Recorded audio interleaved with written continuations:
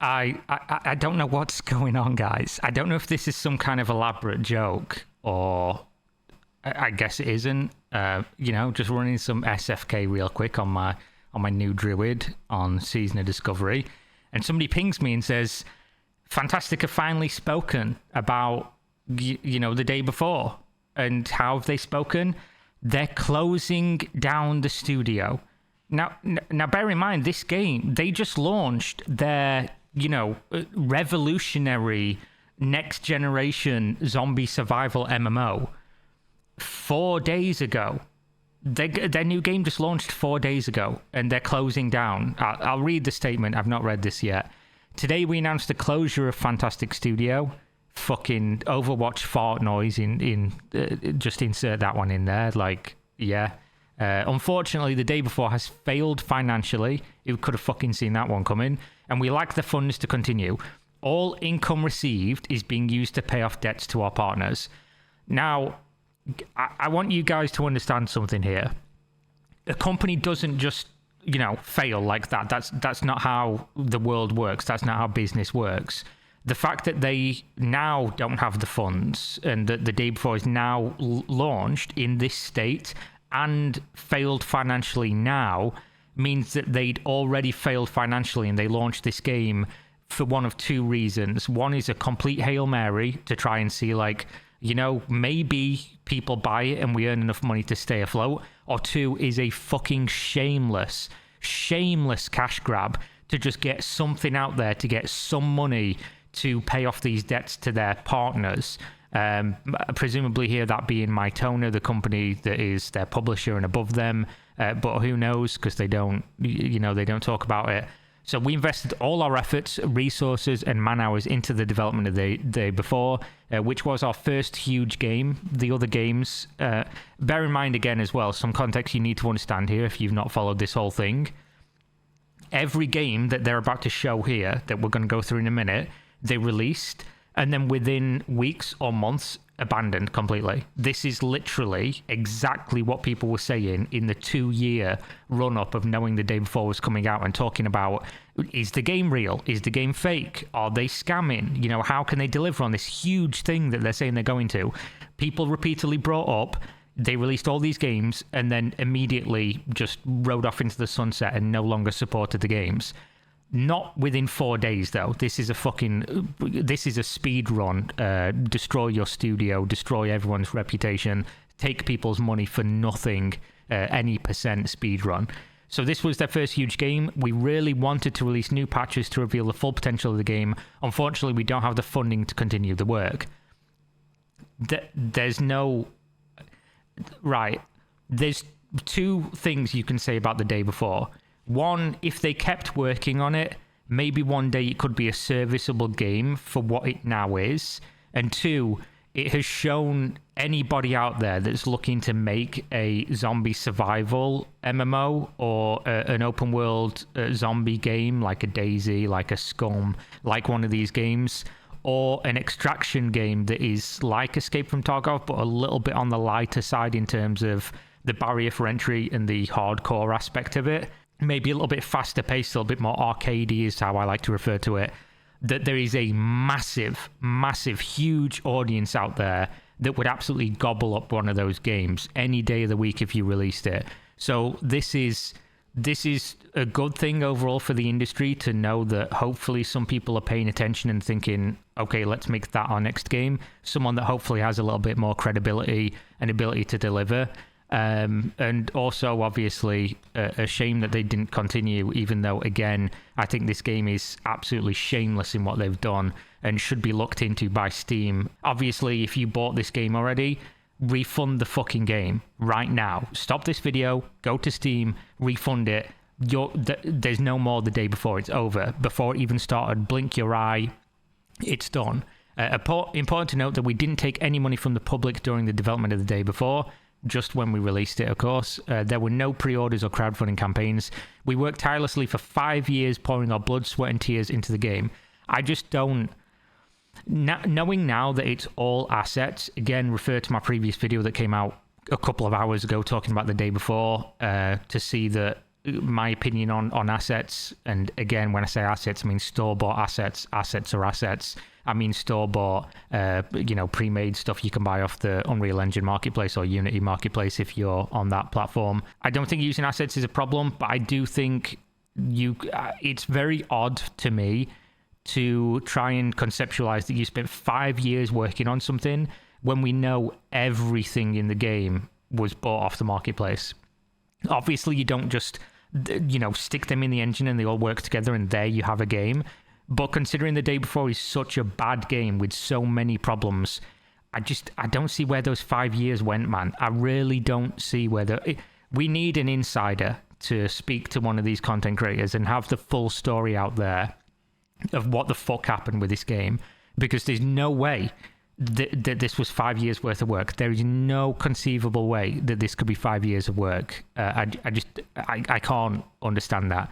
So at this moment, the future of the Day Before on Prop Night is unknown, but the servers will remain operational. It's not unknown. If your studio shuts down and you have no money, the future is known. The games are dead. Like, how could they survive when nobody's working on them and you have no money and no studio to operate them? They're dead. Even if you leave the servers on for residual income or whatever, obviously people are going to quit because the game has no future. So why the fuck would anybody play? I can't see a reason why people would play them in their current state. Prop Night, I can't speak on actually, so let's take that one back. In terms of the Day Before, I don't know why anyone would play that now, because the game is not good. Enjoy what you're going to enjoy. I guess some people like it when women step on their balls with high heels. They call that cock and ball torture, which would probably be more fun than the Day Before, but there we go. We apologize we didn't meet your expectations. We did everything within our power, but unfortunately we miscalculated our capabilities. That's fair. If you came out and said that when the game was about to launch and told people it's not what you said it was going to be originally, and you'd stripped all these features back and the game was going to be something else before people bought the game, and you changed all the marketing on Steam and made sure everyone was aware before they purchased the game that it was different, and said, sorry, we wanted to deliver this huge thing and that's why the trailers kept getting worse and worse and showing less and less, but we couldn't manage it. If you said that, I would literally be on your side. I'd be telling everybody, like, yeah, you can criticize them for, saying they were going to do X and then not being able to do it, but you can't criticize them for not being open and transparent, and that would be a completely reasonable thing for a company to do. And I'd say mostly unreasonable for people to, go in on you for, if you admit your limitations. But you didn't do that. You're doing that after you've taken people's money and after you lied to people. So saying it now is like, it just doesn't do anything for me. Like, you've done the wrong. Saying afterwards, not even acknowledging that you did the wrong, but just saying, we tried and we weren't good enough. But you lied. Like, that's the crux of the matter. And you need to apologize and own up for that. But instead, you're running away from it. You're not acknowledging it whatsoever within this. So creating games is an incredibly challenging endeavor. True, yeah, it really is. One that a lot of people obviously take for granted because there's so many good games out there made by big teams with big money, with a lot of experience. But then you look at it and even big teams fail. You can have the most successful team in the world with all the money in the world, with a great IP behind it. You can have everything going for you and you can make an absolute fucking wet fart of a game. It just happens. And then obviously you see all these small indie teams making fantastic games. Unfortunately, this wasn't one of them, but video game development is incredibly difficult. Nobody's going to deny that one. We are grateful to everyone who supported us during these difficult years. It's been a fantastic journey over the past 8 years. And then, as you can see, 2015, they opened the studio. 2017, released The Wild 8, abandoned it. 2018, released Dead Dozen, abandoned it. 2018, released Radiant 1, abandoned it. 2021, marketed The Day Before, parlayed that marketing, essentially misleading people to launch Prop Night. Some people enjoyed it. It didn't do, incredibly well, but it was well received for what it was. Dropped off the face of the earth a little bit. Not too many concurrent players, but still a game, something that some people enjoyed. So give people their props on that one, I guess. Haha. And then released The Day Before, 2023, 4 days ago. Dead and gone. Game's gone. So there we go. What else do you say about this situation? Like, holy shit, this has got to be I've said this many times. Again, I've covered this game for over 2 years, I think, at this point. And people kept saying, why do you keep covering it? And I got all the, you're a hater, wait till the game comes out before you criticize the game, which is stupid because I'm not criticizing the game, I'm criticizing the decisions of the people making the game and using that to inform what might happen with the game. I got people saying, give them time. You know, what more can you say? There is no time. Because obviously there's something you've got to understand when you do YouTube. Obviously you don't want to put stuff out there that, one, damages people unnecessarily, unless you feel like, you know, you really need to speak on it. And two, the stuff that you put out is on video and people can quote it back to you and show it to you when you're incredibly wrong. So you do want to be right, but I don't want games to fail unnecessarily if they are going to be good games and if the studio's done nothing wrong. I'd always want the games to succeed. I've always wanted this game to succeed. It's in the genre of game I want to play. I fucking love DayZ. I've loved many zombie TV shows, movies. I just really like the feeling of those games. I love survival games, love Rust, got thousands of hours in it, things like that. With things like the day before situation, I obviously didn't want to put a bunch of content out and be wrong on it later and proven wrong.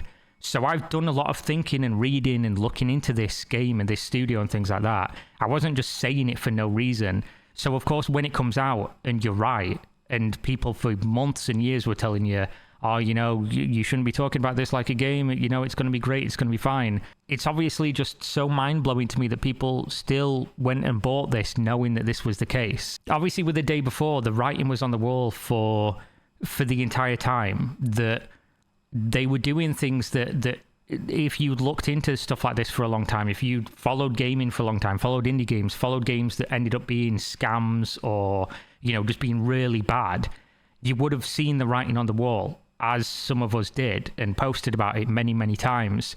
The stuff that they were doing and saying only led one way, that the game was either going to come out and shock everyone and it was just a bunch of issues that they somehow got by, or when they finally released it, it was going to not be what they said it was going to be an utter mess and it wasn't going to continue based on the history of the studio. With them delaying it so much, as soon as I played this game, I fucking knew that the whole coverage the whole time was spot on, it was right, and that this game was going to go nowhere. Because there's no way, when you've delayed it so many times, you can sit and play what this is and think, yep, that's ready. Which means, again, they released this because they had no other choice. They had no money. They had no opportunity to wait. They couldn't fix it any further.